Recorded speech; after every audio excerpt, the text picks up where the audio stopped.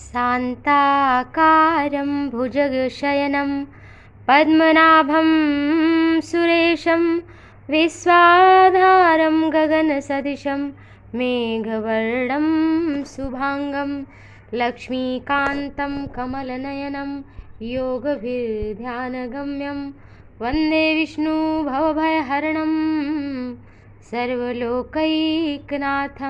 आप सभी पर भगवान श्री हरि की कृपा बनी रहे।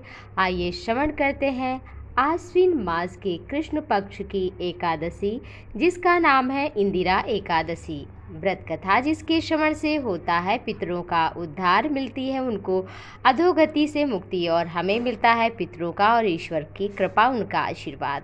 एक राजा थे, सतयुग की बात है। राजा का नाम इंद्रसेन था।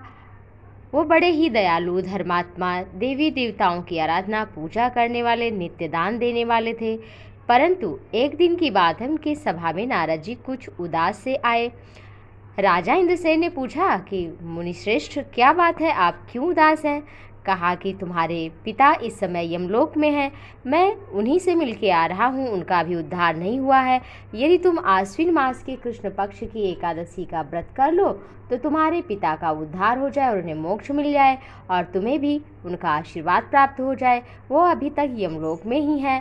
तो राजा इंद्रसेन ने उनसे विधि विधान पूछा। महात्मा देवर्षि नारद ने कहा कि हे राजन, प्रातःकाल ब्रह्म मुहूर्त में उठो, स्नान आदि करके और फिर भगवान श्री हरि का धूप दीप नैवेद्य इत्यादि से पूजन करो। इस दिन पितरों के निमित्त तर्पण करो और द्वादशी पारायण करो। रात्रि में जागरण करो। द्वादशी के दिन ब्राह्मणों को दान दो, भोजन कराओ और इस तरह से तुम्हारे पितरों का उद्धार होगा और उन्हें मुक्ति मिलेगी और तुम्हारा जीवन भी सुखमय होगा।